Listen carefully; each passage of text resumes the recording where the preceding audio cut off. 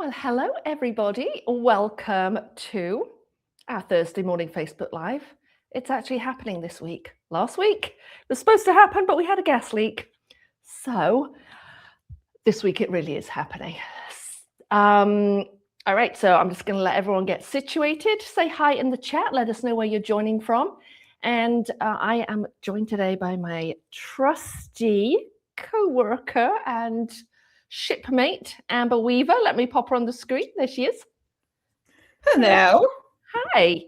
So Amber is in Pennsylvania and she will be monitoring the chat for us. So if you have any questions, feel free to drop them in the chat and she will be making sure that they're all taken care of. So thank you, Amber. And let me know, if I knock off my microphone or I don't know, I go off camera or anything like that. So I sure will.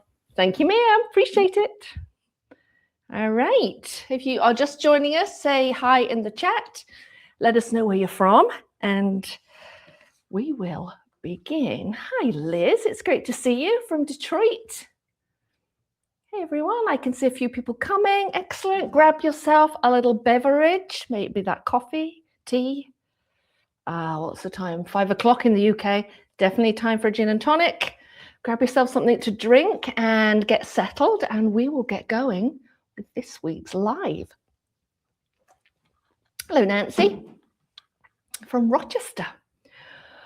Okay, so welcome to this week's live video. My name is Ali Manning from Vintage Page Designs and the Handmade Book Club. And in today's video, I'm going to share with you about 13 tips to help you avoid some of the mistakes that I made as a beginning bookbinder. So you may remember, well, you probably don't remember, but last week I showed you a postcard from my bathroom. Did I bring it? Of course, I didn't bring it in today. But it's one of those sort of quotes that you see everywhere. And it says, what would you do if you knew you could not fail? ? And it's there in my bathroom. And every time I wash my hands, I see it and I'm like all inspired. But then I was writing out some notes for this live presentation about, the mistakes that I made that I'd love you to learn from. And I thought, and it just like occurred to me, in fact, I don't want to fail. I want to fail. I want to make mistakes because when I look back at my bookbinding journey, that's how I learned things. So today I will be sharing some of the mistakes I made. Some of them are mindset, some of them are very practical. And so hopefully these will help you to have a little more confidence, both in yourself and your skills, and when you're purchasing things to begin or continue your bookbinding journey. So I am going to flip my screen down. Let's just say hi, everyone. Hi, Faye. Hi, Kim. Going to flip my screen down and start going through all the things I wish I knew as a beginner bookbinder. And I will be showing you lots and lots of samples today, just because it's much more fun, right, to look at samples of things. I will endeavor to let you know what the binding is each time. But if you do have any questions, please just feel free to pop in the chat and we'll do our best to answer them. Okay, give me 1 minute to scooch over to my desk. There we go. Look, number one. It's quite bright. Let me just turn, hold on, let's pick up something in a color. No, that's fine. Those just happen to be white. There we go. All right. I started making books a very long time ago, about, over 20 years ago. And what I want to share with you today are some things that kind of cause me heartache, both, as I said, practically and sort of mentally and emotionally. And so the first thing I want to mention to you is that making simple books is okay. So I wish I had known that making simple books was actually a good thing to do. And the reason I say that is because it really does hone your basic skills. Last week in the book club, we had a whole session on very basic skills, which showed us how to make an accordion. This is one of the samples I showed. And I was talking about measuring, folding, scoring, and paper grain. And while this book right here, And this book right here, this very simple accordion, they're super simple. This one isn't even finished yet. That could be something else I learned. It's okay not to finish a book. So I'm just double checking that you can hear me okay. Simple books, I think, are a great way to go, whether you're a beginner bookbinder or you are experienced. So this is just a simple accordion with white pages, and it's the content that really makes me smile. Is it finished? Probably not. I don't have a cover on it yet. Here's another very simple book. It's an accordion book with a couple signatures in it. I haven't even filled it yet. I haven't put anything in it. It's just an accordion like that. The front is some vintage papers, an eco print, a little bit of fabric. And then this I just put through a typewriter. Super simple. This is a sort of meaningful piece of trim that I got from a friend. Very simple, but I feel like simple books are pretty elegant. And I think whatever stage of your making journey, I really feel like simple is good. And I wish I had known that rather than trying to leap ahead and do all the complicated stuff. I wish I'd spent more time making, focusing on the basics. And here's another basic one. Look, it's just an accordion book. It's like 2 layers. You've got the white layer on the bottom and then this watercolor layer on the top. Again, it's not actually finished. I don't have a cover on there. Is that okay? Yes, it's perfectly fine. It's some Zentangle and a quote. So simple, my friends.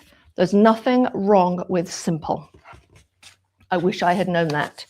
And something else that I really wish I had known when I started was that it's okay to have my own style. So I learned how to make proper books. This is a proper book. You know, it's cloth bound, it's a hard cover, it's got end bands, it's all, you know, it's all done properly, as it were. I've got the end papers. It's a proper book. Here's another proper book. These are from cloth, but they're often, you know, made from leather as well. And when I first started my bookbinding journey, I'm like, oh, my books have to be proper. And I wish I'd realized sooner that it's actually okay for me to have my own style. And what I discovered is through sort of a little bit of heartache, which I hope to spare you from. See, own style, have my little notes. Just don't feel like your books need to look like everyone else's, and they certainly don't need to look like traditional books. So I love modern materials. I do love leather. Of course, this right here is a leather book. It's a maroon leather book. But I love materials like cork. See this cork? What does that say? I've often got notes to myself on here. This is a lovely cork. It's got like a black fabric background. This is a butterfly binding, this is called. I did this with Liz Constable. But I love materials like cork. It's also cork. There's kind of fabric on the back. And that's a diamond binding. But I don't have to use all the same materials that everyone else is using. And I don't have to use the same materials that traditional bookbinders use to be a book artist, to be a bookbinder. So I love non-traditional materials like cork, like Craftex. This right here is Craftex. This is a chain stitch binding, which we'll be doing in Bookbinding 101 in a couple of weeks. But I like this lovely Craftex. This was white originally, and you can't tear it. But at the same time, you can put lots of different mediums on it, like watercolor, acrylic paint, pens, Posca pens, etc. So I discovered a little bit too late, I feel, that my books didn't need to be traditional books. They didn't need to look like everyone else's. I discovered also that I quite like bright colors. So look, I love bright colors. Whoops, just make sure it's under. I love bright colors. I love this bright pink. I love this bright yellow. And I also like other colors like this, which are a little more subdued. But the fact is, I like bright colors, and I wish I had embraced that sooner rather than trying to make my books look like other people's. That makes sense. I also, I love non-traditional materials. I love bright colors. I also love decorative bindings. Like this is my jam. This is what I love.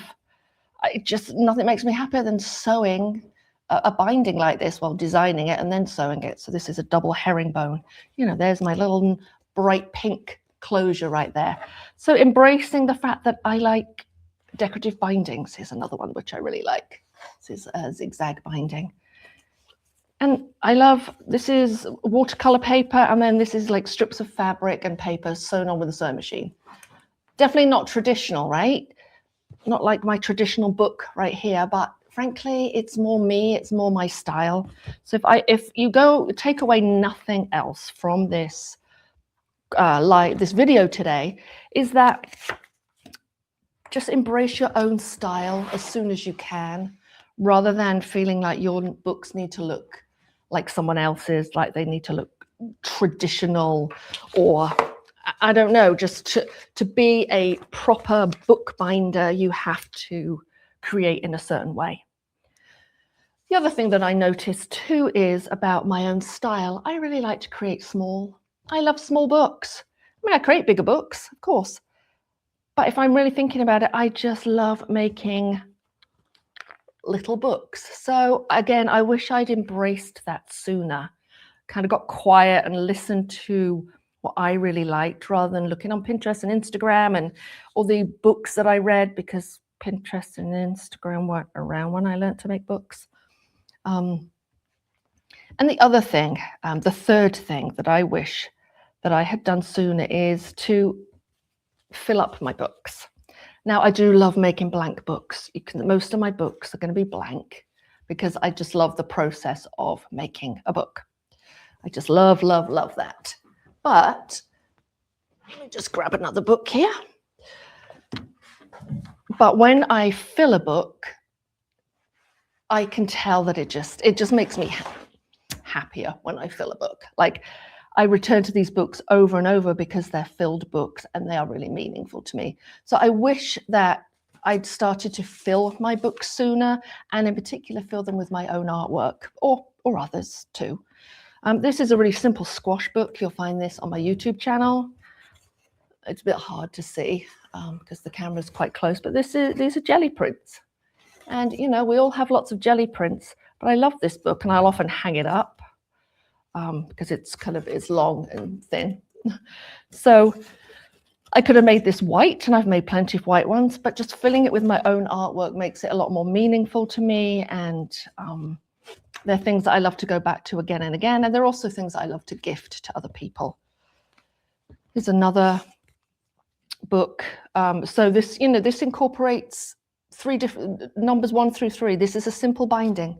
It's a simple pamphlet stitch binding, my friends. You'll learn how to do this in Bookbinding 101. Simple binding. It's pretty small.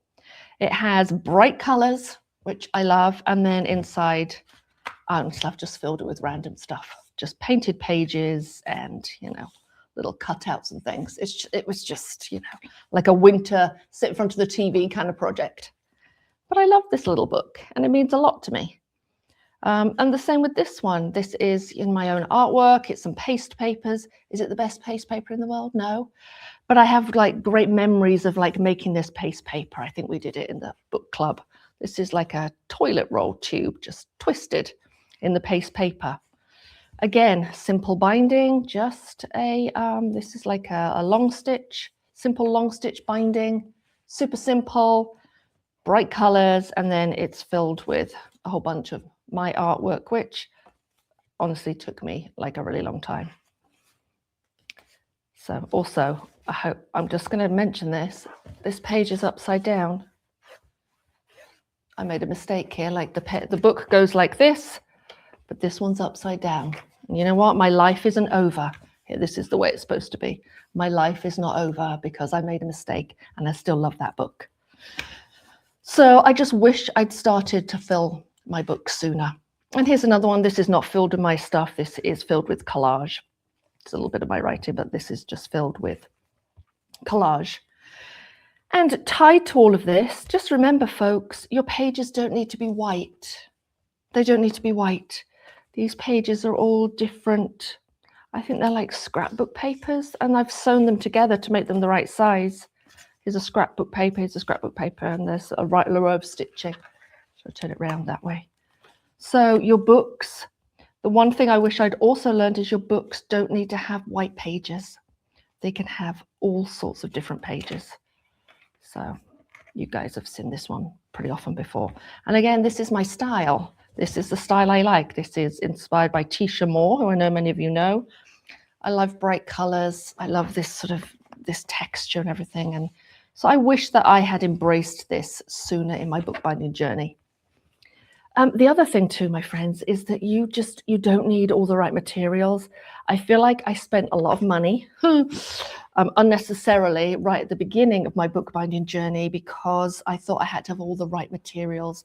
Everything had to be archival. Everything had to be, from the bookbinding supply place or the art supply place. And that is just not true.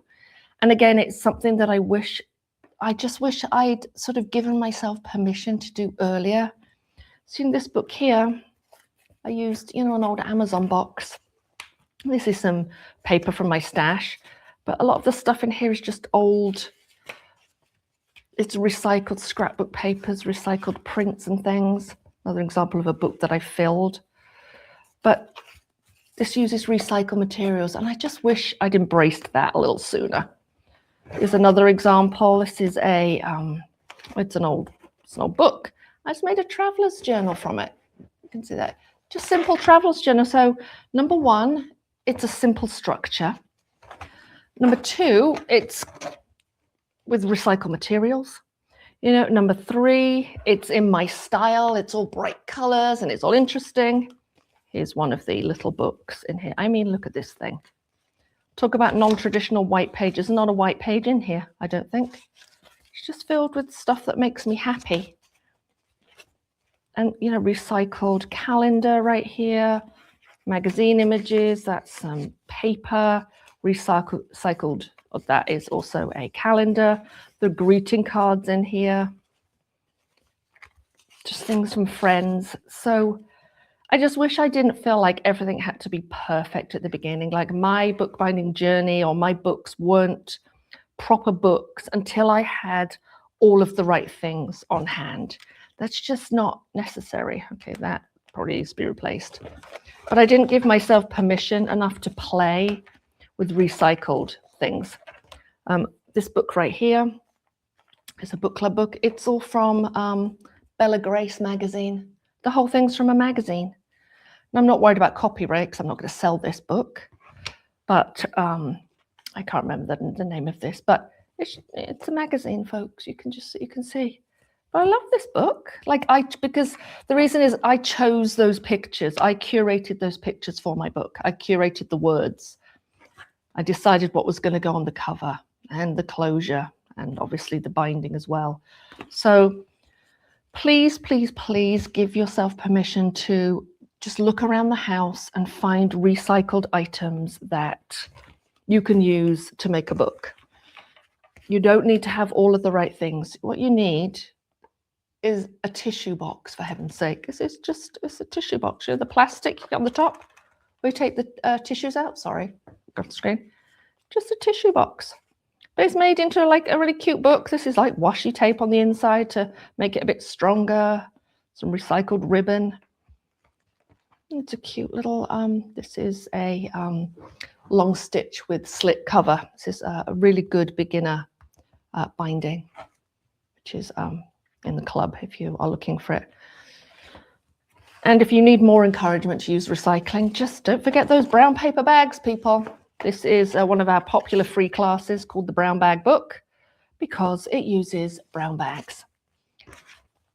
So please, please, please, my friends, do not be afraid to just recycle things.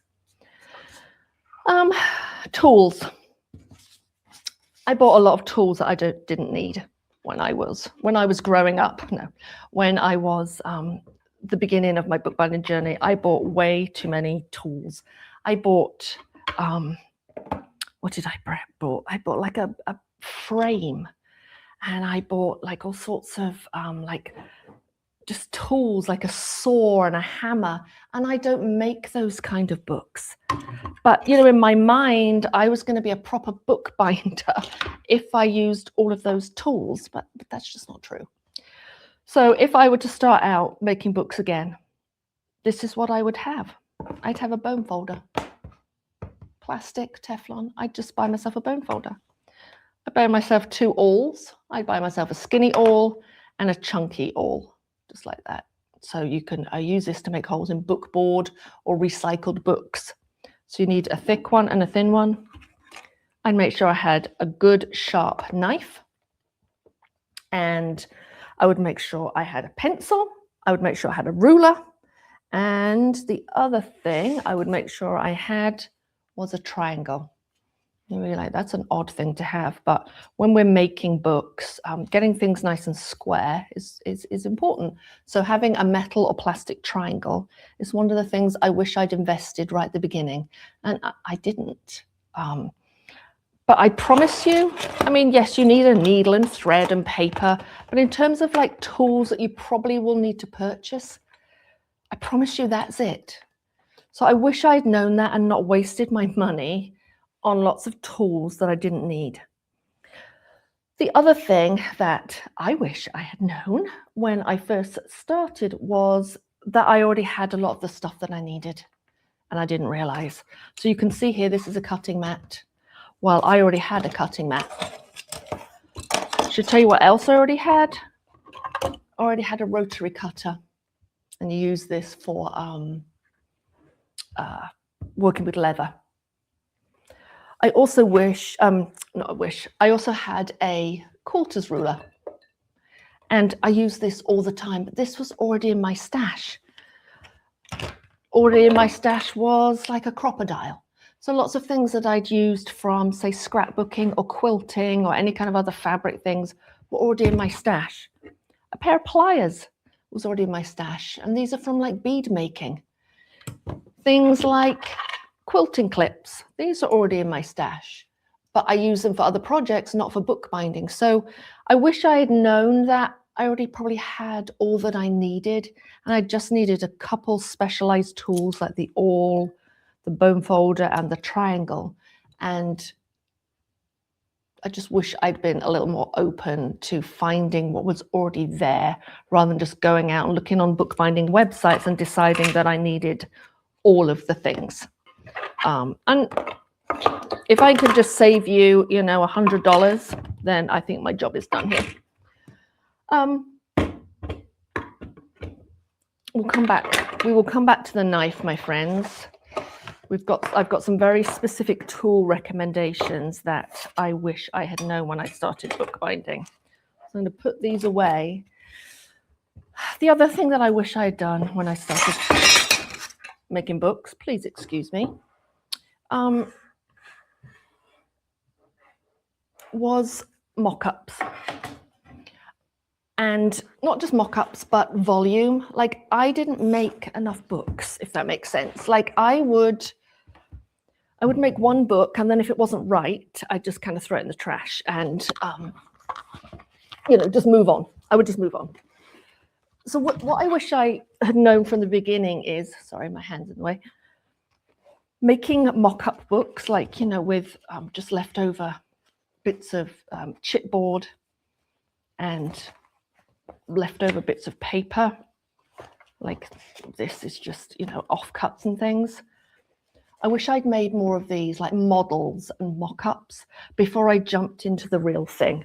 What I tended to do at the beginning was just like jump straight into whatever class I was taking or whatever sort of idea I had in my head, or if I was following something in a book, I just started following the directions with my final material. So say, this was the final book.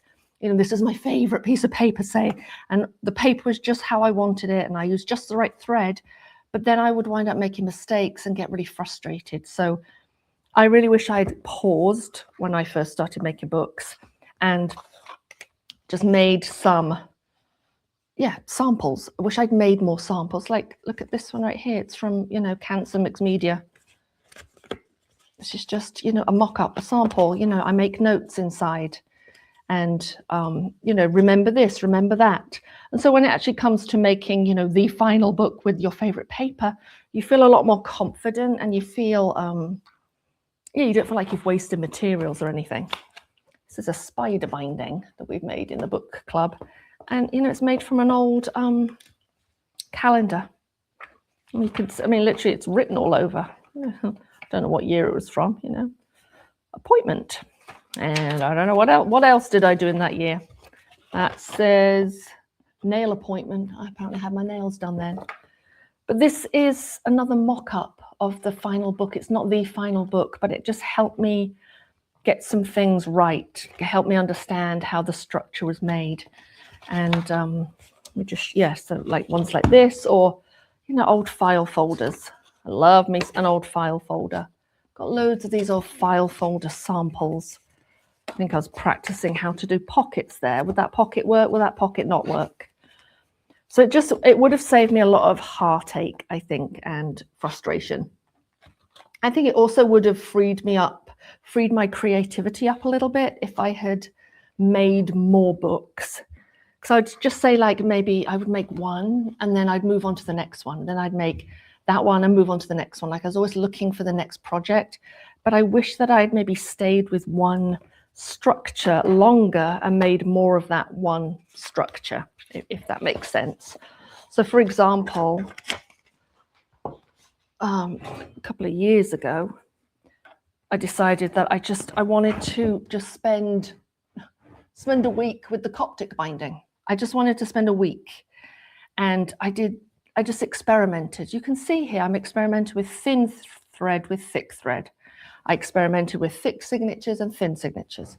I experimented with less signatures with more signatures. I experimented with, well, you can't see, but like different methods of gluing, different sizes of stitches. So I just spent like time with this one binding. If you can see, there's different thicknesses of bookboard, of cover. So I wish that I had sort of slowed down a little bit and taken a breath and just stayed with one structure and got to know it really well and made a lot of those, because I just think it would have given me more confidence and also like freed up my creativity, because once I'd got the structure down, then I could then decide, you know, I was going to mix it up or work with different materials. So that's kind of a regret that I have from when I first started making books. And I hope that when you begin or in the middle of your journey, you maybe pause occasionally and just take one structure and decide to get to know it really well and make lots of it. So you just really sort of inhabit that binding. I'm going to take a little drink of water, but then I would love to, and while I'm doing that, would you let me know in the chat what you wish you had known when you first started making books? Maybe you haven't made any books at all. I'll just leave this one on the screen for now. Maybe you've never made a book at all, and that's fine.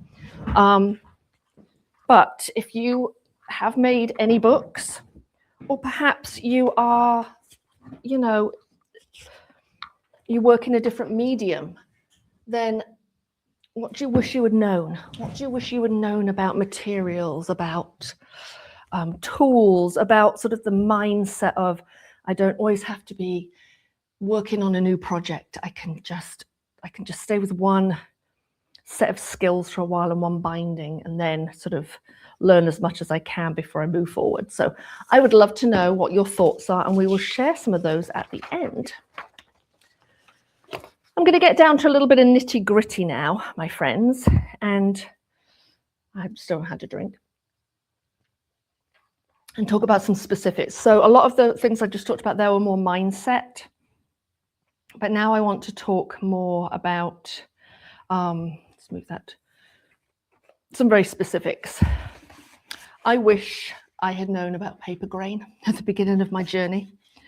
So paper grain is important, and I did not know that, and I just kind of plowed ahead and would make, so here's a signature right here.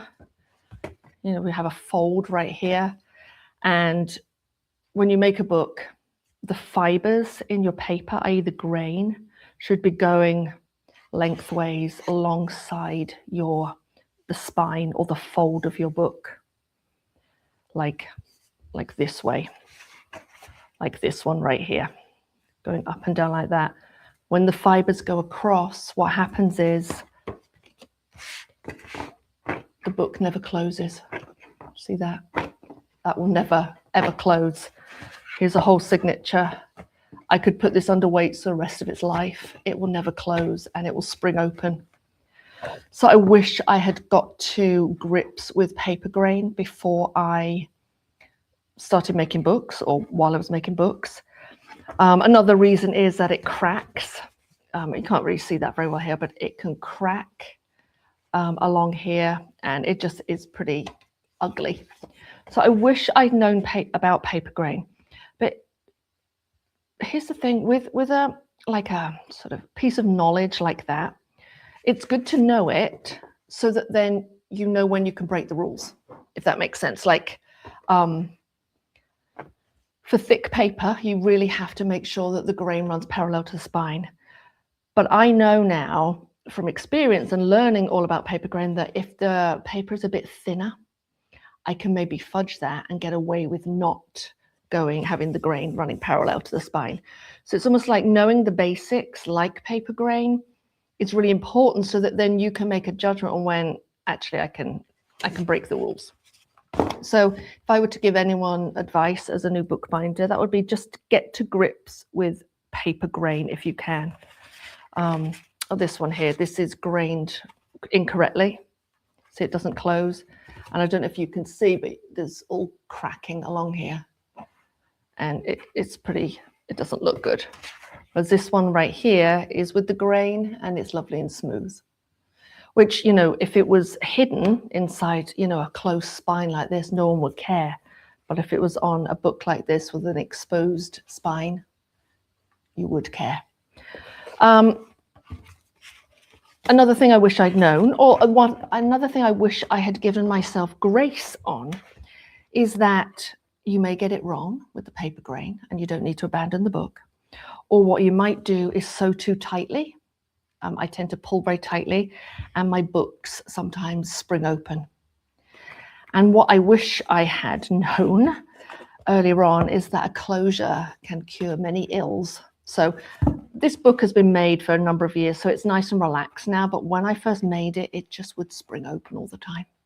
I don't know why. I think the grain is correct. Maybe it's not. Maybe I just did it too tightly. I don't know why, but this book here, it's a long stitch, link stitch, just kept springing open. And I wish I'd known at the beginning that it wasn't the end of the world and I could just put a little closure on there and no one would be any the wiser. The same happened with this one right here. It's our very first challenge we did like 6 years ago. And now it's nice and flat now because it's 6 years old. But at the time, it just sprung open. And it was kind of embarrassing because I was teaching a class and it was springing open. And it's because I pulled these stitches very tightly. You see, they're really tight. So what did I do? Got myself a big button that matched the color of the thread. I matched the color of the end paper.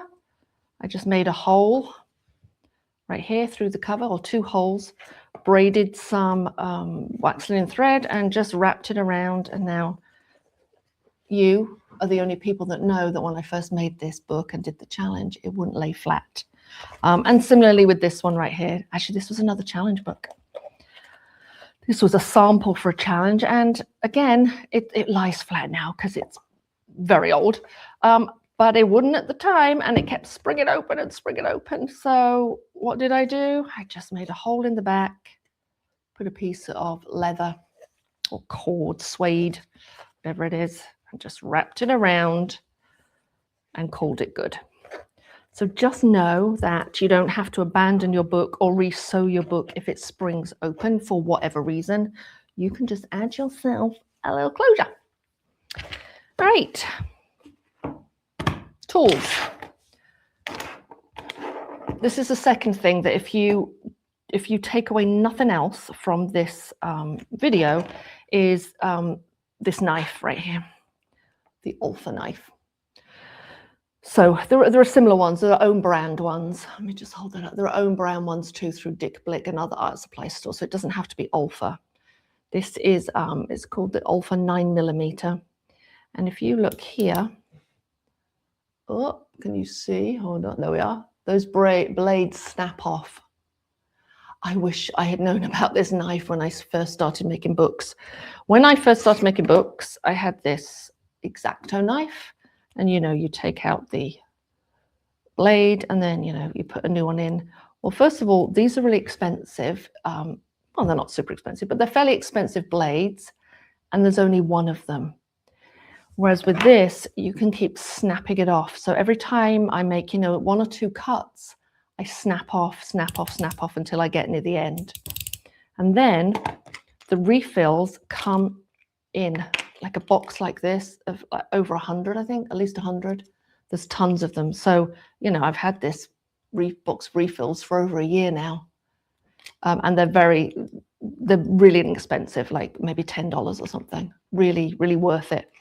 And so that is the one tool that I wish I had invested in. I found out about it when I took a class at North Bennett Street, and it's a game changer.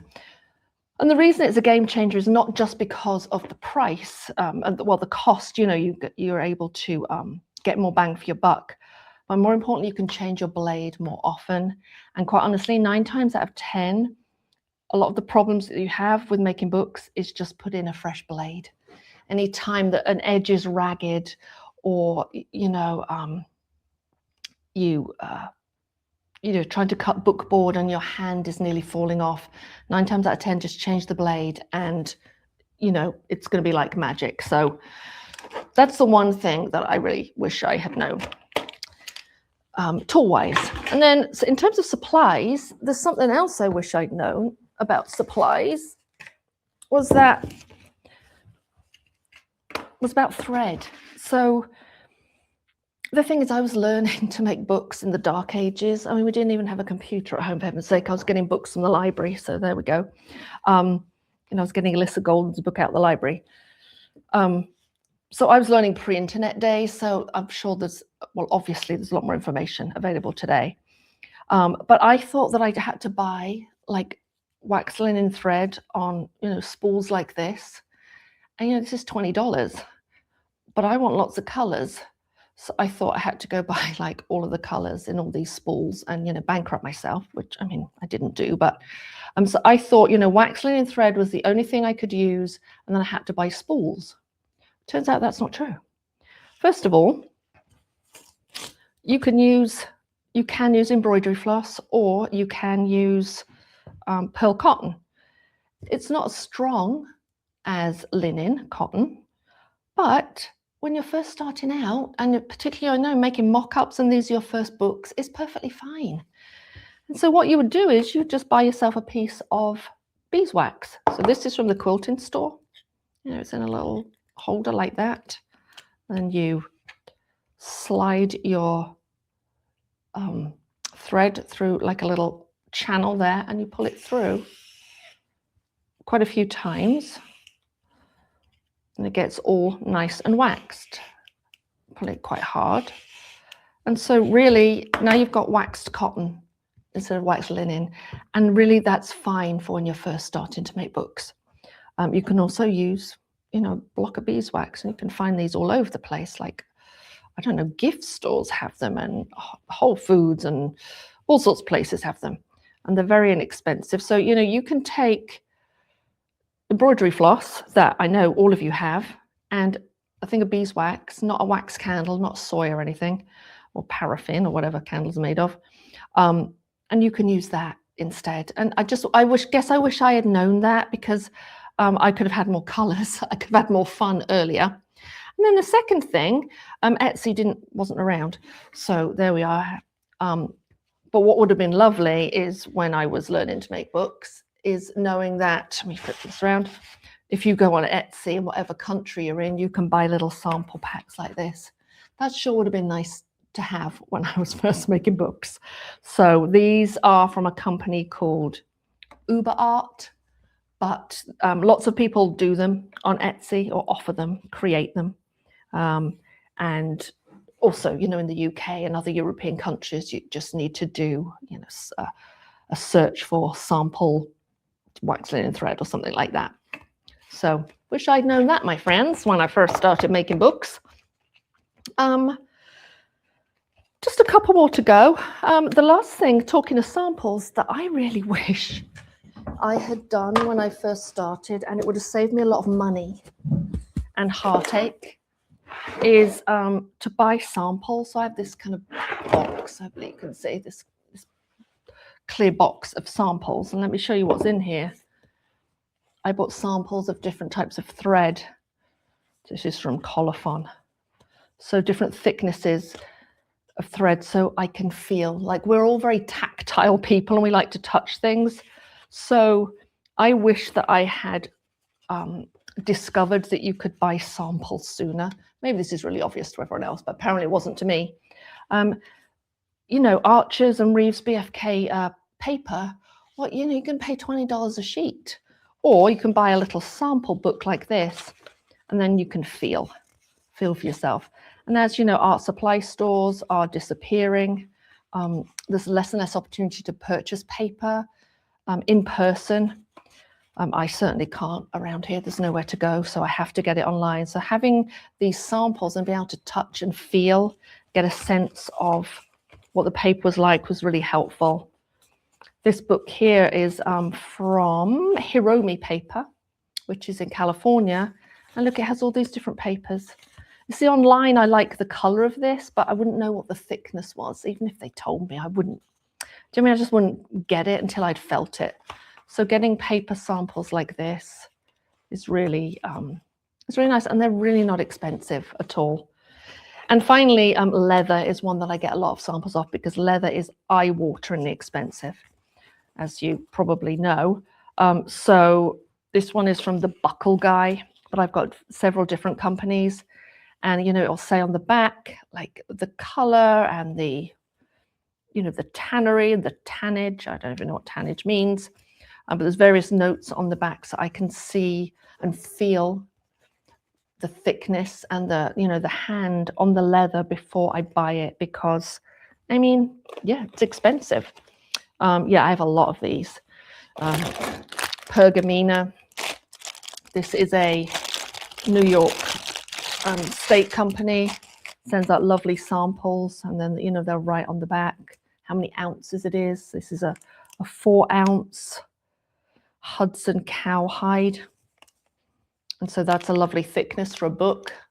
Would I have known that necessarily from reading the website? Maybe with experience, but as a beginner I would not have known that I wanted a 4-ounce. So having these samples was a game changer. There's also, you can get samples of book cloth. This is Japanese book cloth. Again, it's nice to feel and to see the colors. And you can also get samples of book board. This has fallen apart. There were 5 samples of book board here, so you could see the different thicknesses. Because even though I can tell you, this is my favorite and it's this thick, somehow touching and feeling, just, there ain't nothing like it. So I wish I had done that, my friends, when I first started bookbinding. Don't forget to tell me in the chat what you would have done when you first started bookbinding, because I'm going to take a peek at them in a minute. And the final one, my lovelies, is I just wish I'd been a little kinder to myself. So this right here is a book I made in 2003. It's a bit, well, it's not great, let's just say. It's not a great book. It's very wobbly. I mean, I don't even know what binding that is. It's very wobbly. You can see the stitches are all loose. You can see that, you know, things are poking out where they shouldn't be. This end paper comes all the way to the edge. I don't think this was book cloth that I use. I think I just put straight, you know, fabric on here and it's peeling away. But you know what? I really like this book. I really, really like this book. Like I wrote, oh, it's upside down. Well, you probably want to say upside down. It's a gratitude journal. I don't think I filled the last signature, but it's a gratitude journal that I wrote in every day for, I don't know how many months. Let's have a look. First 3 months of the year. And it means a lot to me, this book. And, you know, look, the signatures are wonky. This one comes too high. The others are too low. Like, it's, you know, objectively, it's a little bit of a hot mess, but I don't care, because I love this book, and it means the contents mean a lot to me. The fact that it's one of my first books. I mean, it's still together, people. It's still sitting on my shelf. And so I just wish that I hadn't been so hard on myself, because like almost, I think it was 2003. So yeah, over 20 years later, I come back to this book, and now I'm thrilled that I still have this book. So, thinking that expression, in 5 years, will it matter? No. In 20, no, it won't matter. You will have made or created a handmade book, and it will be yours. And okay, it might not be perfect, but you know what? It's yours, and you made it, and the materials are meaningful. The content can be meaningful. And I guess I wish I had been a little kinder to myself when I first started out, because when I look at this, I'm thrilled. So I think I'm at the end. I think I'm at the end of all of my regrets. I'm going to switch the camera back around, and then I'm going to see if there's any questions. And I'm also going to see if I want to see what everyone else has said are their sort of regrets from when they first began. Any questions? Let's see. Oh, I see it on the screen. Jane, this is a good one. I learned to think it through, including the closure at the beginning of a project. Yeah, that's a good one. I'm still not there yet for that. But yes, thinking through what the closure might be, that's an amazing skill. I'm not there yet. What other things do people wish they knew, or what other questions are there? Oh, there we go. Liz says, I wish I knew that I didn't need to buy the professional bookbinding materials and could use the things at home like fabric and cardboard. Yeah, it's true, really, 100%. I mean, yeah, eventually you might want to buy bookboard and things, but for the time being, use the back of a pad, use the inside of a 3-ring binder, pull it apart, 100%. What else do people wish they had known, or what other questions are there? Jane says, I wish I'd known, because I'm on a budget, that I can use only upcycled materials, paper from old dictionaries or leather from an old purse. Yeah, definitely. We had someone on the a book club call yesterday. She had pulled apart a pair of shoes, and she'd found like this flower. I think it was like leather with like a really cute center. It was from a pair of sandals, a pair of shoes that she loved, but could no longer wear for whatever reason. Right there on her book. I mean, yeah, you can use it. And here's the thing, when you're using recycled materials, I think you're a lot more creative. Like if we all had an unlimited budget and go buy whatever we wanted, I just don't feel like we would be as creative, and also our books would all look the same. But when we have to sort of have constraints around us, be that budget or just, self-imposed, I'm only going to use recycled, I'm only going to use 5 things, I feel like that's better for our creativity. What else? Nancy, she says she regrets pushing or gripping too hard on cutting and folding. Let the tools do the work. That's a good one, Nancy. I like that. Love that.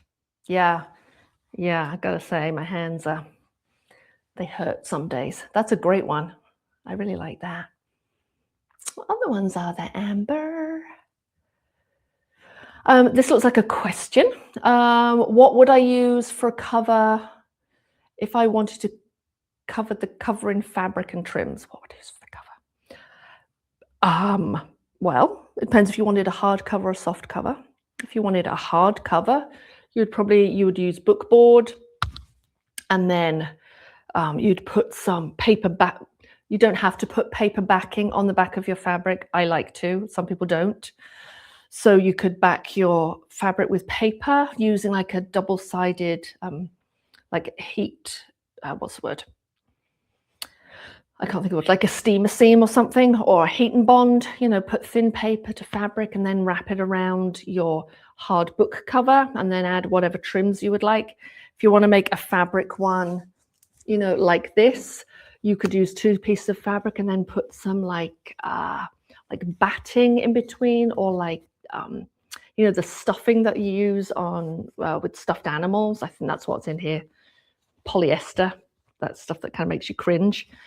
So yeah, there's lots of different ways to use fabrics and trims, but just the first decision you'll have to make is, do I want it to be hard? Do I want it to be a soft cover? And then you kind of take it from there. So what else? Learning curve on types of glue to use or not. Yeah, I've had lots of things fall apart because I decided that glue stick was good enough, or I used a spray adhesive. I think I used spray adhesives a lot at the beginning. They don't really work as well. So yeah, definitely experimenting. And that's that thing, like just experiment with different things. Like there's a glue called Fabri-Tac. And at first I was like, oh, that's a fabric glue. I don't know. Turns out that's a great glue.